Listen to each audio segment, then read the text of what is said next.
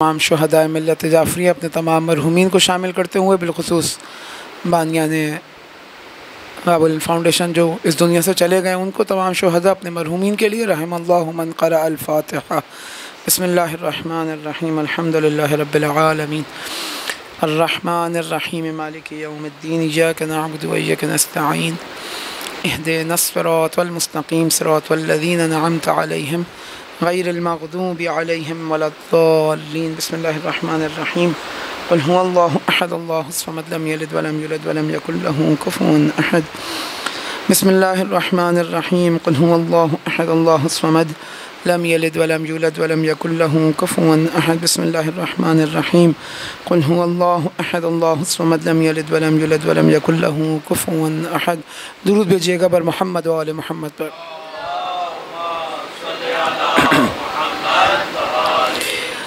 اعوذ باللہ من الشیطان الرجیم بسم اللہ الرحمن الرحیم الحمد للہ رب العالمین الذی لا یبلغ مدحتہ القائلون ولا یحصی نعماءہ العادون ولا يؤدي حقه المجتهدون ثم الصلاة والسلام على أشرف الأنبياء والمرسلين حبيبنا وحبيب إله العالمين أبي القاسم محمد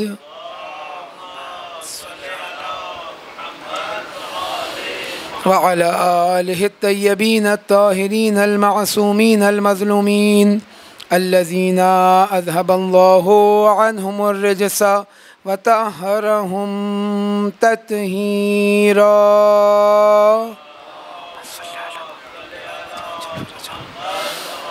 لا سيما بقية الله الأعظم إمام زماننا روحي وأرواح العالمين لتراب مقدمه الفدا۔ وقال الله تبارك وتعالى في كتابه المجيد بسم الله الرحمن الرحيم وجعلناهم أئمة يهدون بأمرنا وأوحينا إليهم فعل الخيرات وإقام الصلاة وإيتاء الزكاة وكانوا لنا عابدين۔ درود بھیجے بر محمد و آل محمد۔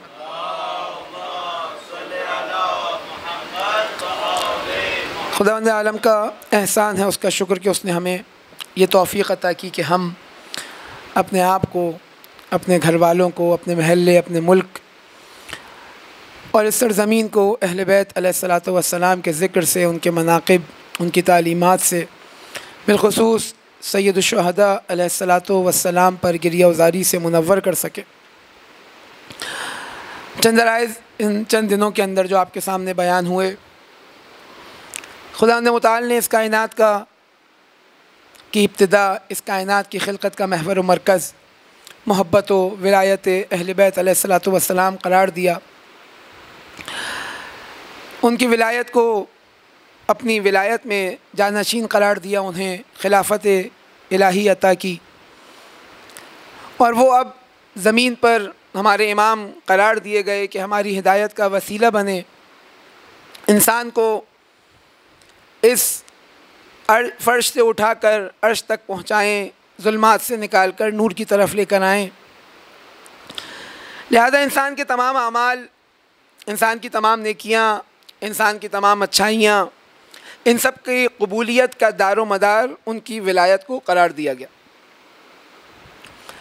اور خود یہ چیز کہ انسان ان کی ولایت سے متمسک ہو، انسان ان کے اوپر درود و سلام بھیجے، انسان ان کے اوپر گریہ کرے، انسان ان سے اپنی وابستگی کا اظہار کرے، ان تمام اعمال کو انسان کی پاکیزگی اور طہارت کا سبب قرار دیا گیا۔ زیارت جامعہ کے جملے کہ خداوند متعال تو نے ان کو، یعنی اہل بیت علیہ الصلوۃ والسلام کو مخاطب کرتے ہیں کہ اللہ نے آپ کو انوار کی صورت میں خلق کیا، عرش الہی پر قرار دیا، اور اس کے بعد ہمارے اوپر احسان کیا آپ کے ذریعے، اور ہمارے آپ پر درود و سلام کو اور آپ کی ولایت سے وابستگی کو ہمارے لیے پاک و پاکیزگی، ہمارے گناہوں کی مغفرت، ہماری خلقت کی پاکیزگی قرار دیا۔ اگر انسان بعض دفعہ سمجھتا ہے کہ یہ ولایت، مثال کے طور پہ پارٹی بازی کی بات ہو رہی ہے، آپ نے مثال کے طور پہ میں نے ایک نعرہ لگا دیا اور ہم سمجھ رہے ہیں کہ اب ہم مثال کے طور پہ ہمارے سارے اعمال قبول ہو جائیں گے۔ جس نے نعرہ نہیں لگایا، جس نے زبان سے ان چند کلمات کو ادا نہیں کیا، اس کے اعمال جو ہیں وہ ضائع ہو جائیں گے۔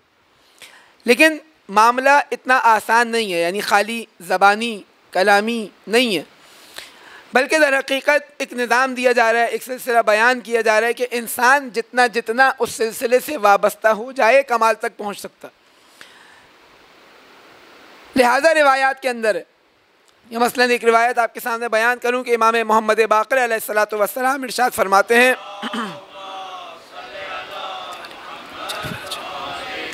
کہ بنی الاسلام علی الخمس، خدا متعال نے اسلام کی بنیاد 5 چیزوں پر رکھی، علی الصلاۃ والصوم والزکوٰۃ والحج والولایہ۔ 5ویں چیز کیا ہے؟ یعنی پہلی نماز، روزہ، حج، زکوٰۃ اور ولایت۔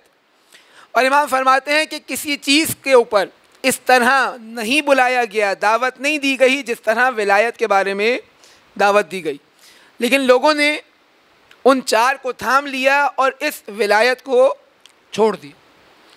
در حقیقت یہ روح تھی ان تمام عبادات کی، کیوں؟ کیونکہ اللہ کے خلیفہ کے سامنے، اللہ کے قرار دیے ہوئے جانشین کے سامنے تسلیم ہونا، اور تاریخ کے اندر یہ سخت ترین امتحان رہا ہے۔ بالخصوص اگر ہم امام موسیٰ کاظم علیہ الصلوۃ والسلام کے بعد کا دور دیکھیں، ایک دفعہ درود بھیجیں مولا کی ذات پہ آواز بلند۔ مثلاً امام محمد تقی جواد کی اگر بات کی جائے، 8 سالہ عمر کے اندر امام قرار دیا جا رہا ہے، یعنی وہ امامت، وہ سلسلہ جب منتقل ہوا آپ تک، وہ وظیفہ الہی، وہ کار الہی جب آپ نے انجام دینا ہے تو آپ کی عمر 8 سال ہے۔ یہ آسان نہیں تھا، یعنی آپ انسان آج تصور کرے کہ 8 سالہ بچہ آ کر پوری امت کی امامت اس کے ہاتھ میں ہو۔ یہ بڑے بڑے اصحاب اس وقت پریشان ہو گئے، اور آپس میں جب بیٹھے اور جب ان کو یقین ہو گیا کہ خداوند متعال کی طرف سے حجت الہی یہ ذات مقدس ہیں، تو آپس میں بیٹھنے کے بعد ایک مرتبہ ان کی امامت و ولایت پر گفتگو ہوئی، تو ایک شخص جو اجلہ ترین اصحاب میں سے تھے کھڑے ہوتے ہیں اور آ کے کہتے ہیں کہ ہمیں بالآخر یہ فیصلہ کرنا ہوگا کہ جب تک امام بڑے نہ ہو جائیں ہمارے امور کو کون چلائے گا۔ تو دوسرے صحابی موجود ہیں، ایک دم طیش میں آتے ہیں، غصے میں آتے ہیں اور کہتے ہیں کہ اس کا مطلب کہ تم اب تک امام کی معرفت تمہیں حاصل نہیں ہو سکی۔ یہ امام عصر ہے، امام زمان ہے، زمان و عصر اس کے اوپر کسی قسم کا اثر انداز نہیں ہوتا، بلکہ یہ زمانے کا بھی امام ہوتا ہے۔ کیوں؟ کیونکہ یہ اس نور سے وابستہ ہے کہ جسے خداوند متعال نے اس کائنات کی خلقت سے قبل خلق کیا۔ یہ وہ نور ہے جو سب سے پہلے خلق ہوا۔ اول ما خلق اللہ نوری، رسول اکرم حضرت محمد مصطفیٰ صلی اللہ علیہ وآلہ وسلم درود فرماتے خداوند متعال نے جس چیز کو سب سے پہلے خلق کیا وہ کیا تھا؟ وہ میرا نور تھا۔ اور دوسری روایت کہ انا وعلی من نور واحد، میں اور علی ایک ہی نور سے۔ یہ در حقیقت کیا ہے؟ یہ وہ سلسلہ ہے جو اس نور کی مختلف اس کے ظواہر ہیں جو ہمیں مختلف ادوار کے اندر نظر آ رہے ہیں۔ لہذا فرق نہیں کرتا امام کی عمر کتنی ہے، فرق نہیں کرتا ہے کہ امام کی ایج کتنی ہے، کب پیدا ہو رہے ہیں، جن کو حکم دے رہے ہیں وہ اس سے کتنے بڑے ہیں۔ نہیں، یہ امام معصوم ہیں، عمر کا اس کے اوپر کوئی اثر نہیں ہوتا۔ لہذا امام جعفر صادق علیہ الصلوۃ والسلام کے ایک فرزند ہیں، ایک دفعہ درود بھیجیں ایک اور بآواز بلند۔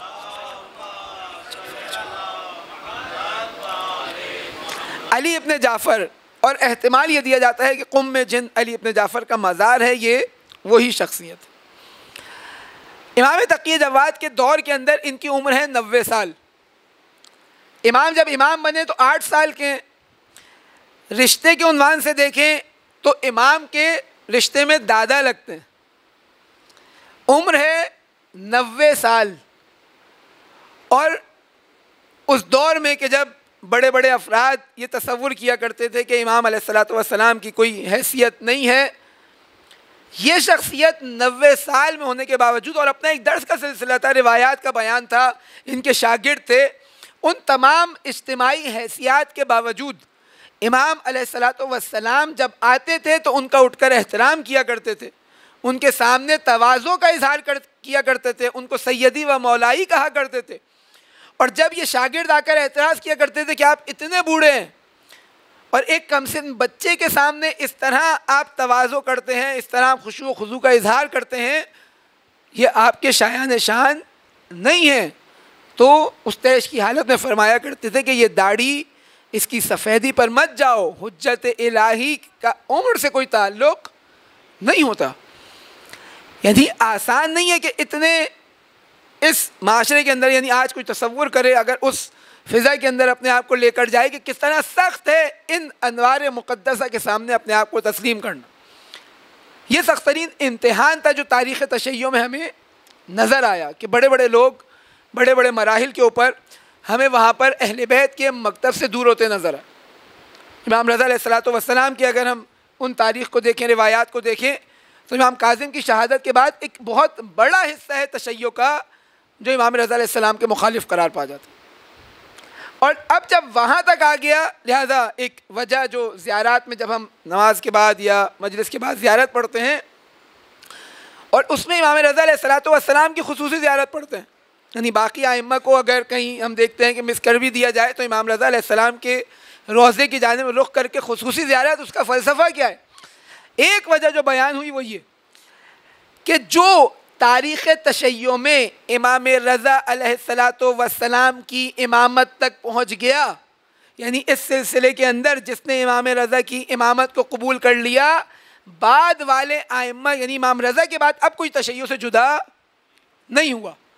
لہذا جب ہم حتیٰ روایات میں زیارت کے بارے میں ہے کہ جس نے امام رضا علیہ الصلاۃ والسلام کی زیارت کو بعض روایات کے اندر سید الشہداء کی زیارت سے زیادہ بافضیلت قرار دیا جا رہا ہے. وجہ کیا ہے؟ وجہ یہ ہے کہ اگر تم امام رضا علیہ الصلاۃ والسلام تک پہنچ گئے تو اب تمہاری گمراہی کا راستہ نہیں ہے. لہذا تاریخ میں کوئی فرقہ تشیع سے امام رضا کی امامت کے بعد ہمیں جدا ہوتا نظر نہیں آیا. بہت سارے ہیں جو امیر المومنین کے بعد جدا ہو گئے، بہت سارے مکاتب ہیں. سید الشہداء علیہ الصلاۃ والسلام کو اس طرح امام نہیں مانا. بعد میں ہم آتے جائیں ایک ایک امام کے دور کے اندر ہمیں مختلف فرقے انحرافات نظر آ رہے ہیں، لیکن امام رضا علیہ السلام کی اس حاکمیت کے وقت، یعنی جس نے ان کو امام مان لیا اب وہ باقی ائمہ کو بھی امام مان رہا ہے. لیکن اس کے باوجود امتحان کم نہیں تھا کہ کم سنی کے اندر، یعنی ہمارے زمانے کے امام زمانہ عجل اللہ تعالی فرجہ الشریف، ایک دفعہ درود بھیجیں مولا کی ذات پہ بآواز بلند. 5 سال کی عمر ہے کہ جب منصب امامت پر فائز ہو رہے ہیں، اور اس سے اگر پہلے جائیں تو امام محمد تقی جواد 8 سال کی عمر کے اندر. یہ آسان امتحان نہیں تھا. لہٰذا ان کے سامنے تسلیم، ان کے سامنے خضوع و خشوع، یہ تعلیم دی جا رہی ہے کہ دیکھو کہیں ایسا نہ ہو. آپ نے وہ واقعہ سنا کہ جب امام حسن عسکری علیہ السلام کی شہادت کا وقت آیا تو اب چچا موجود ہیں، لیکن جب اس منصب امامت کی معرفت نہیں رکھتے تو اب خود آ کر کھڑے ہو جاتے ہیں اور جنازہ پڑھانا چاہتے ہیں. اتنے میں دیکھتے ہیں کہ ایک بچہ ظاہر ہوتا ہے اور آنے کے بعد ان کو ہٹاتا ہے اور آ کے کہتا ہے کہ یہ میری ذمہ داری ہے، یہ میرا وظیفہ ہے، یہ میرا حق ہے. وہی بات کہ خدا نے متعال نے گارنٹی کارڈ لکھ کے نہیں دیا کہ اگر آپ امام معصوم کی اولاد ہیں. اب جو ہمارے سامنے مثالیں ہیں وہ ایسی مثالیں ہیں جو مستقیماً امام کی اولاد ہیں، یعنی چند واسطے بیچ میں 15-20 واسطے، 20 واسطے، 23 واسطے نہیں ہیں کہ ہم کہیں گے مثال کے طور پر ہم جب ان کی نسل سے ہیں تو اب ہم ہر صورت کے اندر نجات پا جائیں گے. نہیں، بہت سارے افراد تھے. ایک شخص ہے امام رضا علیہ الصلاۃ والسلام کا سگا بھائی ہے، امام موسیٰ کاظم کا بیٹا ہے زید. مشہور کیا ہے تاریخ، یعنی اس دور کے اندر کہ اسے زید النار کہا جاتا ہے، آگ والا. معاشرے کے اندر فتنہ و فساد، لڑائی جھگڑائی، ان تمام چیزوں کے اندر، اور ساتھ ساتھ کچھ سیاسی فعالیت بھی بنو عباس کے خلاف انجام دی جا رہی ہے. مامون اس کو گرفتار کرتا ہے اور گرفتار کرنے کے بعد چھوڑ دیتا ہے اور آ کر ایک منت، ایک احسان کا اظہار کرتا ہے امام رضا علیہ الصلوۃ والسلام کی خدمت میں۔ کہتے ہیں بنو امیہ نے آپ کے چچا زید کو سے جنگ کری، ان کو قتل کیا، ان کا جنازہ بھی نہیں پڑھا، ان کے جنازے کی توہین کی، لیکن میں آپ کے بھائی زید کو جب میں نے گرفتار کیا تو میں نے بڑے احترام کے ساتھ چھوڑ دیا۔ امام فرماتے ہیں کہ میرے بھائی زید کا میرے چچا زید کے ساتھ مقایسہ نہیں کرو۔ اب دیکھیں یہ سگا بھائی ہے امام کا۔ اگر حاکمیت کی بات کی جائے تو اب یہاں پر بہت سارے ہمیں گروپس ایسے افراد جو امام کے گھر کے افراد ہیں، امام سے ظاہراً قربت رکھتے ہیں، ایک رشتہ داری رکھتے ہیں، لیکن وہ اس منصب کو سمجھتے ہوئے نظر نہیں آتے۔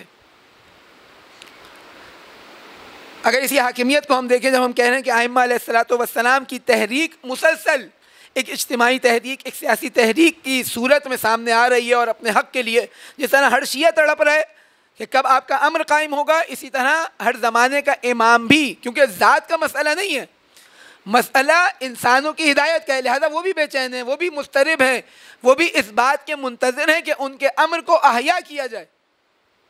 اور اس کا جو ایک ذریعہ بتایا وہ یہی مجالس اعظا، کہ انسان ذکر کرے ان کا، انسان ان کی تعلیمات کو ڈسکس کرے، انسان ان کی احادیث کو ڈسکس کرے اور کوشش کرے۔ لہذا کہتے ہیں کہ من احیا امرنا رحم اللہ عبدا من احیا امرنا۔ اتنی زیادہ روایات کس چیز کی؟ کہ بھائی دیکھو تمہاری ذمہ داری یہ تھی کہ تم اس منصب امامت کو ہم تک پہنچاؤ۔ جس طرح جناب زہرا سلام اللہ علیہا ایک دفعہ درود بھیجے گی بھی ذات پہ بآواز بلند،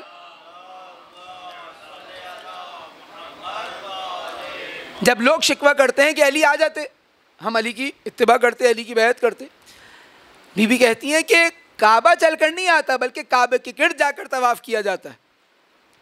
امام علیہ الصلوۃ والسلام اس کی مانتے تھے، لوگ تیار نہیں تھے، لوگ آمادہ نہیں تھے۔ اس حال کے اندر کہ امام موسیٰ کاظم علیہ الصلوۃ والسلام اس تقیہ کی کیفیت کے ساتھ اپنی تحریک کو جاری رکھے ہوئے ہیں، امام کے گھر کے بعض افراد ایسے تھے جو امام کی مخبریاں کیا کرتے تھے ہارون کے دربار میں۔ کیوں؟ کیونکہ معرفت نہیں تھی، اس نور سے تمسک اختیار نہیں کر رہے تھے۔ مثال کے طور پر امام کے ہی ایک چچا زاد بھائی ہارون خریدتا ہے اور اب امام کے گھر کی خبریں اپنے پاس منگوانا شروع کرتا ہے، جو خود یہاں پر ہمارے لیے ایک درس ہے۔ یعنی کیا ایسا کر رہے تھے کہ ہر دور کا طاغوت، ہر دور کا استکبار، ہر دور کا فاسق، فاجر، ظالم شخص ان سے اپنے لیے خطرے کا احساس کیا کرتا تھا۔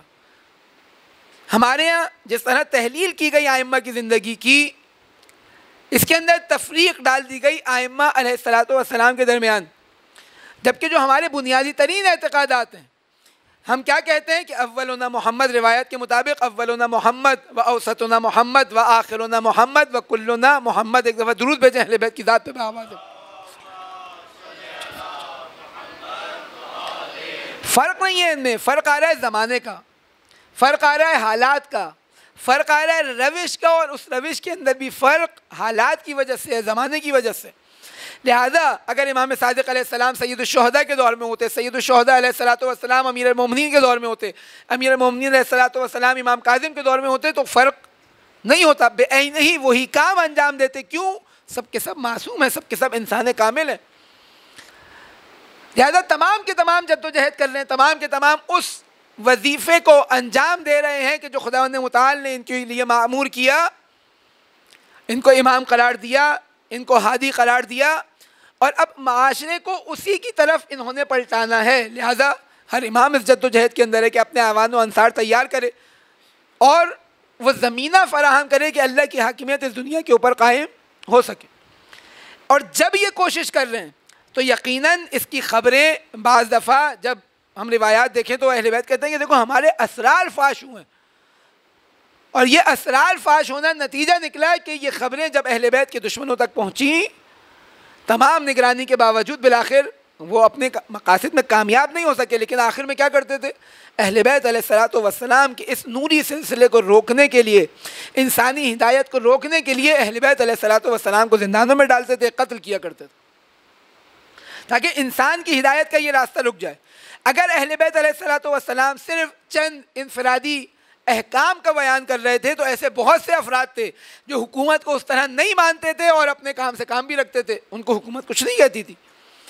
پرابلم کہاں آتی تھی کہ جب اس منصب کا دعویٰ کیا جائے جس منصب پر یہ افراد قابض تھے۔ لہذا آپ کے سامنے بیان ہوا کہ ہشام ابن عبد الملک امام محمد باقر علیہ السلام کو گرفتار کراتا ہے اور شام بلواتا ہے، توہین کرنا چاہتا ہے۔ کیا کہتا ہے کہ لا یزال الرجل منکم قد شق عصا المسلمین، کہ آپ میں سے جو آتا ہے وہ آ کر امت کے درمیان، مسلمانوں کے درمیان اختلاف کو ایجاد کرتا ہے، درار ڈالتا ہے۔ وزعم انہ الامام صحفاً، وہ نعوذ باللہ ایک غیر منطقی سوچ کے ساتھ یہ گمان کرتا ہے کہ وہ امام ہے، ودعا الی نفسہ، اور اپنی جانب لوگوں کو بلاتا ہے۔ کیوں کہہ رہا ہے؟ کیونکہ امام کا تصور جو اس کے ذہن میں کیا ہے کہ یہ اس خلافت کے مدعی ہیں، یہ اس خلافت کے دعوے دار ہیں۔ کل آپ کے سامنے بیان کیا کہ امام موسیٰ کاظم کو جب بلایا اور کہا کہ خذ فدقن، فدق لے لیں، ابا، امام انکار کرتے رہے، اور جب بیان کیا تو کیا بیان کیا کہ دیکھو یہ ایک باغ کا مسئلہ نہیں ہے، بلکہ ہمارا جو مسئلہ ہے وہ انسانی ہدایت کا مسئلہ ہے کہ اس کے اندر ایک بڑی رکاوٹ تم لوگوں کا قابض ہو جانا ہے اس منصب پر کہ جو خدا متعال نے ہمیں قرار دیا تھا، اس منصب کے لیے اہل ہم تھے۔ لہذا امام باقر علیہ السلام کو ہشام ابن عبد الملک بلاتا ہے اور توہین کرتا ہے۔ امام وہاں پر آ کر وہ جملات تکرار کرتے ہیں اور بتاتے ہیں کہ بنا ہد اللہ اولکم، دیکھو تم سے پہلے والوں کی ہدایت بھی ہمارے ذریعے ہوئی تھی، وبنا یختم آخرکم، اور تمہارے بعد والوں کا اختتام بھی ہم پر ہوگا۔ اور اب یہ جو ہمارے سامنے آیت ہے کہ والعاقبۃ للمتقین، اور ہمارے ذہن کے اندر یہ آتا ہے کہ قیامت کی بات کی جا رہی ہے، نہیں، امام اس آیت سے استفادہ کرتے ہیں کہ اس دنیا کے اندر جو حکومت قائم ہوگی وہ مومنین و متقین کی قائم ہوگی۔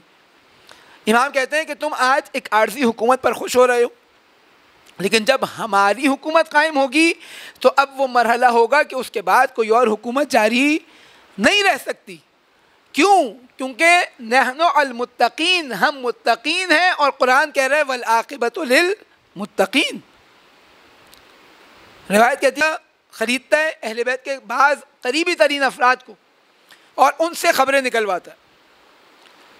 ایک شخص کو خریدا، بلایا دربار میں اور کہا کہ مجھے بتاؤ موسیٰ بن جعفر کے بارے میں کوئی خبر دو، کوئی کسی چیز کو میرے لیے، حکومت کے لیے کوئی خطرہ ہے، کوئی چیز۔ کہتا ہے کہ اس مملکت اسلامیہ کے اندر جو مسلمانوں کا جغرافیہ ہے جس پر تم حکومت کر رہے ہو، اس کے اوپر 2 خلیفہ ہیں، 2 حاکم ہیں۔ وہ کہتا ہے کہ کون؟ کہتا ہے ایک تو تم اور ایک موسیٰ بن جعفر۔ ہارون پریشان ہو جاتا ہے، کہتا ہے کہ ایٹ اے ٹائم 2 حکومتیں چل رہی ہیں، یعنی جس طرح خراج ٹیکس تمہارے پاس جمع ہوتا ہے اسی طرح ٹیکس موسیٰ کاظم کے پاس بھی جمع ہوتا ہے۔ اب دیکھیں کیوں اتنا گہرا تنگ کیا جا رہا ہے، کیوں علی ابن یقطین کو شک کی نگاہوں سے دیکھا جا رہا ہے؟ کیونکہ جانتا ہے، یعنی ایک گمان ہے، خبریں آتی ہیں، اور اب امام اپنے اس علم لدنی سے علی ابن یقطین کی حفاظت کرتے ہیں، یا بعض حتیٰ خود روایات اس طرح اشارہ کرتی ہیں کہ بعض جاسوس امام علیہ السلام کے موجود ہیں جو یہ خبریں علی ابن یقطین تک بتا رہے ہیں کہ بھائی ہارون علی ابن یقطین کے بارے میں، یعنی خود یہ اکیلا شخص نہیں ہے دربار میں، ایسے چند افراد ہیں۔ امام بچاتے ہیں کہ دیکھو اب اختلاف ہوتا ہے آپس میں کہ وضو کا ایک مسئلہ، خط لکھتے ہیں امام کاظم علیہ السلام کو کہ ہمارے درمیان اس مسئلے پہ اختلاف ہوا ہے کہ وضو کا یہ مسئلہ کیا ہے۔ امام پورا وضو تبدیل کر کے بیان کر دیتے ہیں کہ دیکھو یہ وضو اس طرح نہیں ہے بلکہ اس طرح ہے۔ یقین اتنا ہے امام کی ذات کے اوپر کہ وہ وضو جو آج تک امام کے مطابق کرتے آ رہے تھے وہ چھوڑ دیتے ہیں، اور وہ وضو جو امام نے بتایا وہ انجام دینے لگتے ہیں۔ کل آپ کے سامنے عبداللہ ابن ابی عافور کا وہ واقعہ کہ ایک انار کے 2 ٹکڑے کریں، ایک حلال ایک حرام، تو کہتے ہیں کہ جس کو آپ حلال کریں وہ حلال ہے، جس کو آپ نے حرام کیا وہ حرام ہے۔ علی ابن یقطین اب اس منزل پر ہیں کہ وہی امام نے وضو کل کچھ اور بتایا تھا تو اس پر عمل کر رہے تھے، آج امام نے کچھ اور وضو بتایا تو اب اس پر عمل کر رہے ہیں۔ کیوں؟ کیونکہ امام کا حکم ہے۔ اور وجہ کیا تھی؟ وجہ بعد میں سامنے آئی کہ امام علیہ السلام کو اطلاع ملی کہ ہارون کو شک ہوا ہے کہ علی ابن یقطین ہارون کے لیے کام نہیں کر رہے بلکہ موسیٰ ابن جعفر کے لیے کام کر رہے. دیکھیں یہ ہے اتباع کہ اب سوچنا سمجھنا نہیں ہے. جب یقین آ جائے کہ یہ ان کا حکم ہے تو اب سوال ایجاد نہیں ہوتا. لیکن یہ مرحلہ آسان نہیں ہے. ایک وزارت کے منصب پر موجود ہیں علی ابن یقطین.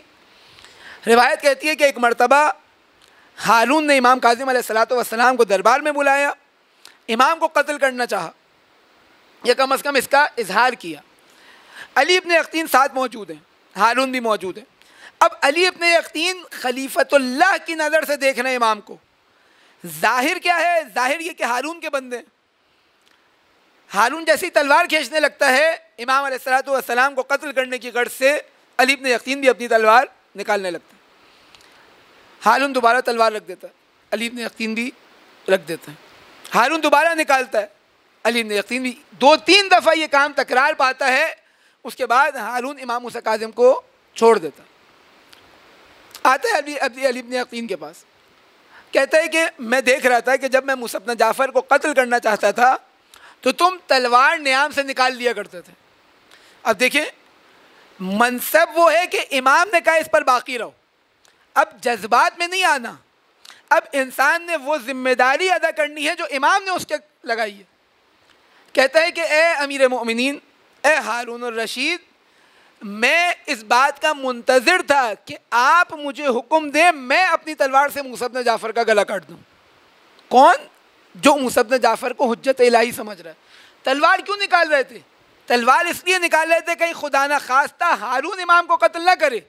امام کے اشارے سے ایسے رکے کہ اب امام کا جب حکم آ گیا کہ اپنے آپ کو چھپاؤ, تو اب اپنے آپ کو ایسے چھپا رہے ہیں کہ گویا ہارون گمان کرے کہ اس کے لیے یہ کام انجام دے رہے ہیں. دیکھیں یہ آسان نہیں ہے کہ انسان اس مرحلے پر آ جائے, انسان اس منصب کے اوپر آ جائے اور اس کے بعد ہاتھ ایسے بندھے ہوئے ہوں. یہ کیا ہے؟ یہ اتباع ہے. یہ کیا ہے؟ یہ وہ اپنے آپ کو ان کی ولایت میں سمو دینا ہے کہ انسان یہاں اپنی مرضی سے کچھ نہیں کرتا. وہ ایک واقعہ بیان کیا جاتا ہے کہ ایک بادشاہ تھا, اس کے سامنے کچھ سبزیاں لائی گئیں, کھانا لایا گیا, مثال کے طور پہ بیگن لایا گیا. اس نے کھایا, اس نے بولا بہت مزے کا بیگن ہے. تو جو غلام تھا بادشاہ کا, وہ ایک مرتبہ بیگن کی تعریفیں کرنا شروع کرتا ہے کہ بیگن کے یہ فضائل ہیں, یہ فضائل ہیں, یہ فضائل ہیں, یہ فضائل ہیں. اگلے دن دوبارہ آتا ہے بیگن, لیکن اب اس کا ٹیسٹ صحیح نہیں ہوتا, بادشاہ کو سمجھ نہیں آتا. جیسے ہی غلام یہ دیکھتا ہے کہ بادشاہ کو مزہ نہیں آ رہا, اب وہ بیگن کی برائیاں کرنا شروع کر دیتا ہے کہ بیگن تو اس قابل ہی نہیں ہوتا کہ اس کو کھایا جائے, یہ یوں ہوتا ہے, یہ یوں ہوتا ہے. ایک شخص کھڑا ہوتا ہے, کہتا ہے کہ کل تم بیگن کی تعریف کر رہے تھے, آج تم بیگن کی برائی کر رہے ہو, ماجرا کیا ہے؟ تو وہ جواب دیتا ہے دیکھو میں بیگن کا غلام نہیں ہوں, میں بادشاہ کا غلام ہوں.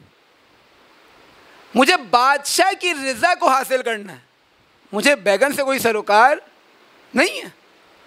یعنی واقعاً ایک عبد محض, یعنی واقعاً یعنی گرچہ یہاں پر وہ غلام یقینی ایک حقیقی غلام کی بات نہیں ہو رہی, لیکن اہل بیت کے جب مد نظر انسان کو کہا گیا کہ ان کے سامنے تسلیم ہو, تو نہیں ایسے تسلیم ہونا ہے کہ اگر وہ کہہ دے کہ ایک ہی پھل کا ایک حصہ حلال ہے اور دوسرا حرام ہے تو انسان ان کے سامنے سر تسلیم خم کر لے. انسان کی اپنی مرضی نہ ہو, انسان وہ تمام اپنی خواہشات, اپنے تمام مقامات, اپنے تمام جو تمایلات ہیں ان سب کو ایک طرف رکھ دے, مرضی اہل بیت علیہ السلام اس کے مد نظر. لہذا جب اس مقام پر پہنچ جائے گا اور اب ان کی اتباع, ان کی مرضی کو اس دنیا کے اندر, چاہے اپنی ذات کے متعلق, چاہے اپنے گھر کے متعلق, چاہے اپنے علاقے کے متعلق, چاہے اس ملک کے متعلق, چاہے کائنات کے متعلق امپلیمنٹ کرتا جائے گا, اتنا حصہ باکمال ہوتا جائے گا. یہ اس کی ذمہ داری ہے کہ ایک مرحلہ وہ آئے کہ اس کے اوپر یا اس ملک کے اوپر یا اس کائنات کے اوپر اس کے در و دیوار سے خداوند متعال کی وحدانیت متجلی ہو.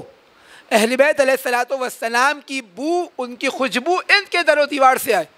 یعنی واقعاً یہ زمین اتنی بلند ہو جائے, یہ گھر اتنا بلند ہو جائے, یہ ملک اتنا بلند ہو جائے کہ اس کے اوپر جو حاکم ہے وہ اللہ کا ولی ہو, جو قانون ہے وہ اللہ کی کتاب ہو, اور جو لوگ ہیں وہ اللہ کے بندے ہوں. یعنی جب مرحلہ یہ آ جائے تو اب اس کے در و دیوار سے خداوند متعال کی طرف انسان متوجہ ہوتا ہے. اس طرح کہا جاتا ہے کہ مومن وہ جسے دیکھ کے اللہ یاد آئے. اسی طرح جو ایسا مرحلہ آئے کہ اس مرحلے کے اوپر ایمان عملی شکل اختیار کرتا جائے, انسان جہاں جہاں اس مرحلے کو اپنائے گا اس کو خداوند متعال کی طرف اپنے آپ کو متوجہ کرے گا, وہ قرب الہی کی منازل طے کرے گا, وہ اپنے آپ کو بلند کرے گا, وہ فرش سے اٹھے گا اور عرش کی طرف آگے بڑھے گا. لہذا یہ بنیادی ترین تقاضا, بنیادی ترین امتحان انسان کا. ایک دفعہ درود بھیجیں اہل بیت کی ذات پہ بآواز بلند.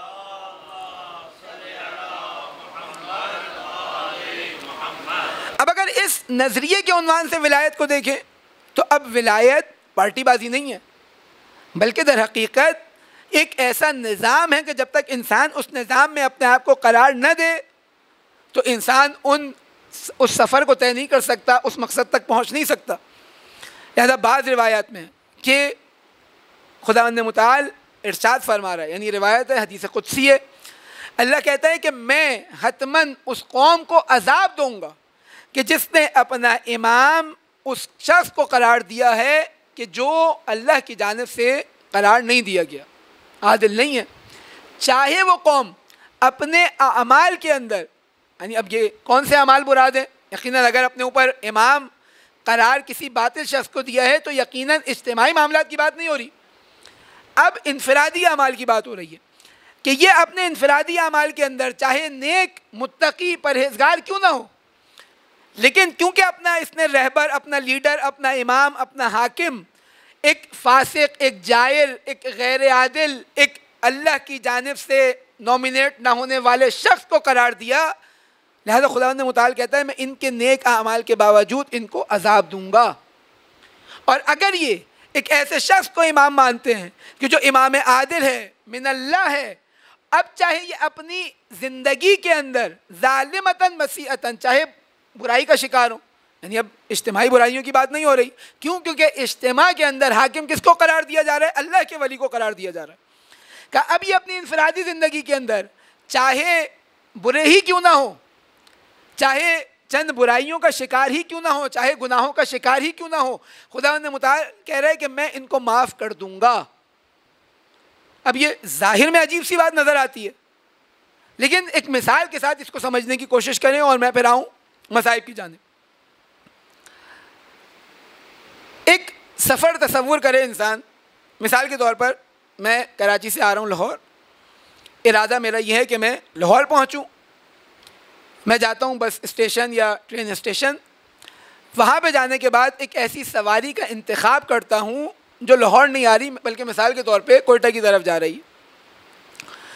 اب میں اس سسٹم کے اندر بیٹھ کے, اس نظام میں بیٹھ کے, اس گاڑی میں بیٹھ کے, اس ٹرین یا بس کے اندر بیٹھ کر تسبیح پڑھنا شروع کروں, قرآن پڑھنا شروع کروں, اچھے اعمال انجام دینا شروع کروں, جو آ رہا ہے اس کا احترام کر رہا ہوں, گلے سے لگا رہا ہوں, اس کو کھانا بھی کھلا رہا ہوں, ہر چیز شیئر کر رہا ہوں, تمام اچھائیاں انجام دیتے ہوئے میں اس سفر کو طے کر رہا ہوں.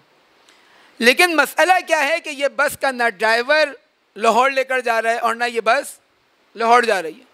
تو اب یہ جو میں نے نیک اعمال انجام دیے, ان تمام نیک اعمال کی اہمیت اپنی جگہ, کیا میں اپنے اس مقصد اور ہدف تک مجھے لاہور پہنچنا ہے, پہنچ جاؤں گا؟ نہیں پہنچوں گا. اچھا اس کے برعکس اگر کوئی لاہور کا ارادہ رکھتا ہے, لاہور والی ٹرین میں بیٹھ جاتا ہے, لاہور کی بس میں بیٹھ جاتا ہے, اور بیٹھنے کے بعد مثال کے طور پر چند ایسے اعمال انجام دیتا ہے جو غیر مناسب بھی ہیں, لڑائیاں کرتا ہے, فتنہ و فساد کرتا ہے, نماز نہیں پڑھتا, قرآن نہیں پڑھتا, کوئی اچھا کام نہیں کرتا, اور یہاں تک کہ اتنی لڑائی مثال کے طور پہ تصور کریں کہ مر جائے, یہ قتل کر دیا جائے یا قتل کسی اور کو کر دے, لیکن اس کا جو جنازہ ہے یہ گاڑی سے اتارا نہیں جاتا, تو بالآخر لاہور پہنچے گا یا نہیں پہنچے گا؟ پہنچ جائے گا. کیوں پہنچ جائے گا؟ میں خداوند متعال سے بولوں کہ اے اللہ, اتنا فتنہ و فساد کرنے والا شخص, اس کو تو مثال کے طور پہ کسی ایسے جنگل کے اندر لے جانا چاہیے تھا کہ یہ شہر کے اندر رہنے کے قابل نہیں ہے, لوگوں کے درمیان رہنے کے قابل نہیں ہے. میں جو اتنے تمیز کے ساتھ, اتنے احترام کے ساتھ تسبیحاں پڑھتے ہوئے, قرآن کی تلاوت کرتے ہوئے, لوگوں کا احترام کرتے ہوئے بس میں بیٹھا, میں مقصد تک نہیں پہنچا. یہ شخص جو اپنے اعمال کے اندر ظالمتاً مسیئہ, روایت کے مطابق کہ ظلم و ستم کر رہا تھا, یہ گناہ گار تھا, یہ مقصد تک پہنچ گیا. کیا جواب آئے گا؟ کہ مسئلہ یہ تھا کہ تم نے صحیح گاڑی کا انتخاب نہیں کیا. پارٹی بازی نہیں ہے، اس نظام کو اختیار کرنا ہے، ان تعلیمات کو اختیار کرنا ہے کہ یہ تعلیمات انسان کو اس کے ہدف و مقصد تک پہنچائیں. اگر یہ کیفیت آ جائے، اگر اس نظریے سے انسان اہل بیت کی تعلیمات کو دیکھے کہ اس کائنات کے نظام میں یہ واحد سہارا انسان کا ہے کہ جو انسان کو اس کے مقصد تک پہنچا سکتے ہیں، ان سے جڑ جائے، تو اب اگر غلطیاں تھوڑی بہت ہوں گی تو ان کے توسط سے اصلاح ہوگی. جس طرح زیارت جامعہ کو فقرہ میں نے آپ کے سامنے پڑھا کہ ان پر درود و سلام، ان کی ولایت سے ہمارا مختص ہونا، خداوند متعال نے کیا قرار دیا؟ ہمارے وجود کی طہارت، ہمارے خلقت کی پاکیزگی، ہمارے گناہوں کی مغفرت. کیوں؟ کیونکہ یہ در حقیقت وہ ہیں جو انسان کو اس ہدف و مقصد تک لے کر جانے کی صلاحیت رکھتے ہیں. اس کے علاوہ کسی اور چیز میں یہ صلاحیت نہیں ہے. لہذا حکم کیا دیا جا رہا ہے؟ حکم یہ دیا جا رہا ہے کہ ان کے سامنے انسان تسلیم ہو جائے، ان کے سامنے انسان خاشع ہو جائے، ان کے سامنے انسان خاضع قرار پائے.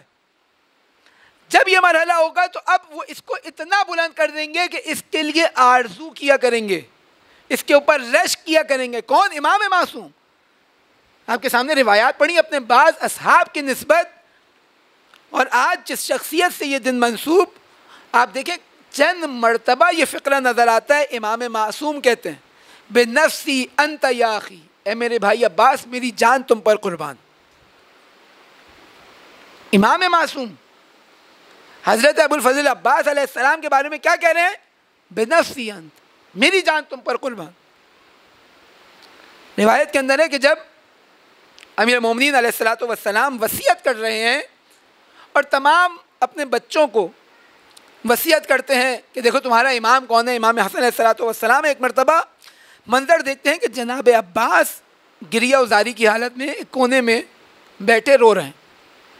بلاتے ہیں اپنے پاس، اپنے گلے سے لگاتے ہیں اور فرماتے ہیں کہ اے عباس تم روز قیامت میری آنکھوں کی نورانیت کا سبب بنو گے. کون؟ امیر المؤمنین فرما رہے ہیں. کس کے بارے میں؟ ابوالفضل عباس علیہ السلام کے بارے میں، کہ وہ مقام و منزلت کہ تمام شہداء روایات کے مطابق رشک کرتے ہیں اس منصب کا جو جناب عباس علیہ السلام کو عطا کیا گیا. اور تمام کائنات ایک طرف، امام معصوم کے یہ فقرات، امام معصوم کے یہ جملے، اس کا مطلب کیا ہے؟ کون شخصیت ہے؟ یہ وہ شخصیت ہے جس کی تمنا کی تھی علی نے. جناب عقیل کو حکم دیا کہ اے بھائی ایک ایسی زوجہ کا انتخاب کرو میرے لیے کہ جس سے خداوند متعال ایک ایسا فرزند مجھے عطا کرے جو بہادر ہو، جو فارس ہو، جو شجاع ہو. اور اب جب وصیت کر رہے ہیں تو کیا کہہ رہے ہیں؟ اے عباس تم میری آنکھوں کی ٹھنڈک، لیکن یاد رکھو اے عباس علیکہ بالحسین، میں حسین کو تمہارے حوالے کر کر جا رہا ہوں. اب انسان تصور کرے کہ وہ عباس کہ جسے مانگا علی نے حسین ابن علی کی مدد و نصرت کے لیے، جسے علی وصیت کر کے جا رہے ہیں اے عباس علیکہ بالحسین. اور کیوں؟ کیونکہ حسین امانت اللہ ہے، حسین امانت رسول اللہ ہے، حسین امانت فاطمۃ الزہرا ہے. اے عباس تم میرے بیٹے ہو، حسین رسول اللہ کا بیٹا ہے. اب عباس کے دل میں کتنی آرزو ہے، کتنی حاجت ہے کہ وہ وقت آئے کہ عباس اپنے آپ کو سید الشہداء پر قربان کر سکے. یہ عباس کا نے اپنے دستے بازو، عباس نے اپنی طاقت کس لیے جمع کر کے رکھی ہے؟ سید الشہداء کے دفاع کے لیے. شب عاشور آئی، وہ عباس کہ جسے پوری زندگی اس کا ایک ہدف و مقصد بیان کیا گیا کہ تم نے حسین سے جدا نہیں ہونا. اے عباس کن لہو عضدن، اے عباس حسین کے دستے بازو بنے رہنا، اس پر فدا ہو جانا. جب شب عاشور آئی، ایک مرتبہ شمر آتا ہے خیمہ حسینی کی جانب اور آ کر کہتا ہے کہ اے میری بہن کے بچوں، ایک نسبت لگاتا ہے اس قبیلے کے ساتھ جو جناب ام البنین کا قبیلہ تھا، اور آتا ہے اپنے آپ کو اس رشتہ داری کو ظاہر کرنا چاہتا ہے کہ جو حضرت عباس علیہ السلام سے چند واسطوں کے ساتھ تھی. کہتا ہے کہ میں تمہارے لیے امان نامہ لے کر آیا ہوں. اب تصور کریں ابوالفضل عباس کا مقام و منزلت، وہ ہدف و مقصد ایک مرتبہ جیسے ہی یہ سنتے ہیں کہ یہ لعین عباس کے لیے امان نامہ لے کر آئے ہیں، ایک مرتبہ ایک عالم بیان کرتے ہیں کہ وہ مرحلہ تھا کہ عباس خیمے کے پیچھے گئے اور زار و قطار گریہ کرنا شروع کیا۔ تصور کیسے کیا کہ مجھے سید الشہداء سے جدا کر دے، لیکن ادب کا یہ عالم ہے کہ جواب نہیں دیتے جب تک مولا کا حکم نہ آئے۔ سید الشہداء نے کہا اے عباس گرچہ فاسق ہے، جاؤ جا کر جواب دو۔ گئے، امان نامہ لے کر اس کے منہ پر مارا، خدا تیرے ہاتھ کو شل کرے اے لعین، تو مجھے امان دے رہا ہے رسول اللہ کا بیٹا اس بیابان کے اندر تک و تنہا رہ جائے؟ میرے لیے امان ہے لیکن رسول اللہ کے بیٹے کے لیے امان نہیں ہے، یہ بچے بھوکے پیاسے رہیں، لعنت تو تم پر، تمہارے اس امان نامے پر۔ اب روایت سے سمجھ ہی آ رہا ہے کہ اب یہ وہ مرحلہ ہے کہ عباس کا سینہ تنگ ہو گیا۔ وہ جو کہا نا، جب عصر عاشور ایک ایک کر کر بنی ہاشم کے جوان جب شہید ہوتے گئے، اب وہ مرحلہ آیا کہ کوئی سید الشہداء کا ساتھ دینے والا نہیں ہے۔ آئے سید الشہداء کی خدمت میں، اے بھائی، اے سید السردار، حل لی من رخصہ، کہ آپ مجھے بھی مقتل میں جانے کی اجازت ہے؟ سید الشہداء کہتے ہیں عباس تم میرے لشکر کے علمدار ہو۔ عجب نہیں عباس نے ایک مرتبہ مقتل کی جانب نگاہ ہو، خیمے کی طرف نگاہ ڈالی ہو، اپنے دست و چپ کی طرف نگاہ ڈالی ہو اور کہا ہو اے مولا، ارے وہ لشکر کہاں ہے جس کا آپ مجھے علمدار قرار دے رہے ہیں؟ اے مولا فقط ذاق صدری وشمت بھی عدو، اے مولا ارے یہ سینہ میرے اوپر تنگ ہو گیا ہے، مجھے زندہ رہنے کا جی نہیں چاہ رہا۔ عجب نہیں یہ وہی رات کا منظر تھا کہ جب شمر لعین نے ابو الفضل عباس کو امان نامہ دینا چاہا، اب عباس انتظار کر رہے ہیں کہ کب وہ وقت آئے اپنے آپ کو قربان کر دے، لیکن جب عصر عاشور مولا کی خدمت میں آئے، اب مولا اجازت نہیں دے رہے۔ ایک مرتبہ خیموں سے العطش کی صدائیں بلند ہوئی، جیسے ہی یہ صدا سنی شاید عباس کے چہرے پہ مسکراہٹ آ گئی ہو، ارے بچوں نے میری مدد کر دی، مجھے مقتل میں جانے کی یہ اجازت دلوا دیں گے۔ حسین نے کہا اے عباس ارے اب جانا چاہتے ہو نا تو جاؤ بچوں کے لیے پانی کی سبیل کرو۔ حضرت عباس، روایت کے جملے ہیں کہ گئے اس خیمے میں جہاں مشکیزیں رکھے جاتے تھے، ایک عجیب منظر دیکھا، پانی بند تھا، پانی موجود نہیں تھا، لیکن زمین میں کچھ نمی موجود تھی۔ یہ چھوٹے چھوٹے بچے اپنے کرتے کو ہٹا کر اپنے پیٹ کو اس زمین پر رکھ کر اس نمی سے اپنی پیاس بجھانے کی کوشش کر رہے تھے۔ ابو الفضل عباس تڑپ گئے، مشکیزہ لیا، گئے فرات کی جانب۔ اب مرنے کی آرزو نہیں ہے، اب ایک آرزو ہے، ایک حاجت ہے کہ یہ پانی کسی طرح حسین کے بچوں تک پہنچا دے۔ پانی بھرا مشکیزے میں، عباس آئے، خیمے کی جانب بڑھنا چاہتے ہیں، درختوں سے پیچھے سے چھپ کر لعینوں نے وار کرنا شروع کیے، دستے بازو قلم کیے، سیدھا ہاتھ قلم کیا، دایاں ہاتھ قلم کیا، رجس پڑھتے جاتے، اے لعینوں اگر میرے دستے بازو کو قلم کر دو گے، واللہ اے لوگوں، اے لعینوں، ان قطعتم یمینی، اگر میرے بازو کو قلم کر دو گے، انی احامی ابدا ان دینی، میں اپنے دین کا دفاع کرتا رہوں گا۔ روایت کہتی ہے کہ جب سیدھا ہاتھ قلم کیا تو عباس نے مشکیزے کو الٹے ہاتھ میں تھام لیا۔ جب الٹا ہاتھ قلم کیا، عباس نے مشکیزے کو دانتوں سے تھام لیا۔ آرزو کیا ہے؟ حاجت کیا ہے؟ حاجت یہ کہ یہ مشکیزہ اس پانی کے ساتھ سکینہ تک پہنچ جائے، حسین کی بچیوں تک پہنچ جائے۔ خدا سے دعا کرتے جا رہے ہیں، خداوند متعال ارے حسین کے بچے پیاسے ہیں، یہ پانی حسین تک پہنچ جائے، لیکن اے عباس اللہ نے تمہیں باب الحوائج قرار دینا تھا، تمہاری یہ حاجت ہے کربلا میں پوری نہ ہوئی۔ جب دشمن نے دیکھا نا کہ زخموں سے چور عباس، سر پہ سر شکافتہ عباس، دست و بازو قلم عباس، لیکن عباس زندہ ہے، خیمے کی طرف جاتا جا رہا ہے، ایک مرتبہ متوجہ ہوا کہ عباس کی روح اس کے بدن میں نہیں بلکہ اس مشکیزے کے اندر موجود ہے۔ اب جو تیر کا نشانہ لیا، مشکیزے کو نشانہ لیا، اب مشکیزہ پارا ہوتا ہے، پانی بہہ جاتا ہے، گویا عباس کی روح پرواز کر گئی۔ अब्बास रुक गए, अब आगे नहीं बढ़ते। और अब अजीब एक आरज़ू है, शायद ये आरज़ू है कि अब आखिरी वक्त है, अरे पानी तो न पहुंचा सका लेकिन ये अपनी आंखों से ज़ियारत कर लूं। अपने आका मौला हुसैन इब्न अली की एक मर्तबा सदा देते हैं, या अखाक अदरिक अखाक, ए भाई भाई की मदद को आओ। अरे ये वो मंजर था जब एक तीर आता है, अब्बास की आंखों में बेबस हो जाता है, ए अब्बास तेरी ये आखिरी आरज़ू भी पूरी न हुई। हुसैन पहुंचे लाशे अब्बास पर। अरे वो हुसैन जो 72 लाशें उठाने के बाद अब्बास के लाशे पर पहुंच गया, लेकिन अब्बास के लाशे पर पहुंचने के बाद एक अजीब जुमला कहा। जब लाशे अब्बास को देखा, ए अब्बास अल्आन इनकसरा ज़हरी, ए अब्बास अब जाकर मेरी कमर टूटी है, ए अब्बास अब दुश्मन के हीले कामयाब हो गए, ए अब्बास अरे तुम चले गए लेकिन तुम्हारे बाद अब वो आंखें जो रात को जागा करती थी तुम्हारे खौफ से सोया करेंगी, और वो आंखें जो तुम्हारी मदद से तुम्हारे आसरे पर रात को सोया करती थी, अब करबला से कूफा, कूफा से शाम। अरे ये सकीना और ज़ैनब और रुक़ैया, ये उम्मे कुलसूम, ये नबी ज़ादिया, अरे जब आँख लगेगी कोई ताज़िया ना मारेगा, कोई तमाचे मार कर बेदार करेगा।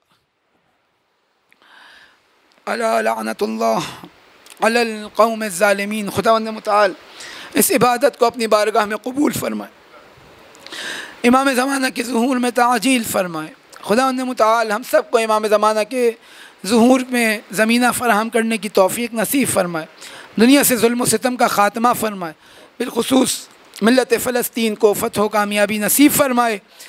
खुदावंद मुतआल हम सब को इमाम ज़मान के आवान व अंसार में करार दे, इनक़लाब इस्लामी को इमाम ज़माना के आलमी इनक़लाब से मुत्तसिल फरमाए, हमारी आक़िबत उनकी राह में शहादत नसीब फरमाए। रब्बना तक़ब्बल मिन्ना इन्नका अंतस समीउल अलीम बिरहमतिका या अरहमर राहिमीन। मातम हुसैन। या अब्बास हर दिल ने पुकारा, या अब्बास, या अब्बास हर दिल ने पुकारा, या अब्बास, या अब्बास हर दिल का सहारा, या अब्बास, या अब्बास हर दिल ने पुकारा, या अब्बास। हो जाता है दिल में पैदा जोशे वफा, हो जाता है दिल में पैदा जोशे वफा।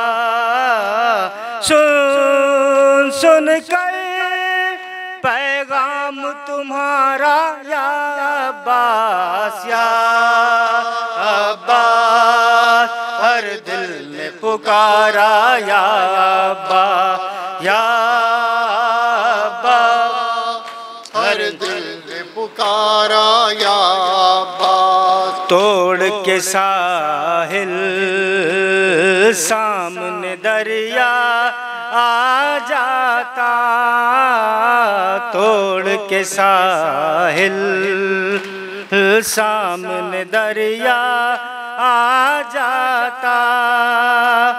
आप जरा करते जो इशारा, या अब्बास, या अब्बास हर दिल ने पुकारा, या अब्बास, या अब्बास हर दिल ने पुकारा, या अब्बास। उनके घर में आग लगी थी आपके बाद, उनके घर में आग लगी थी आपके बाद।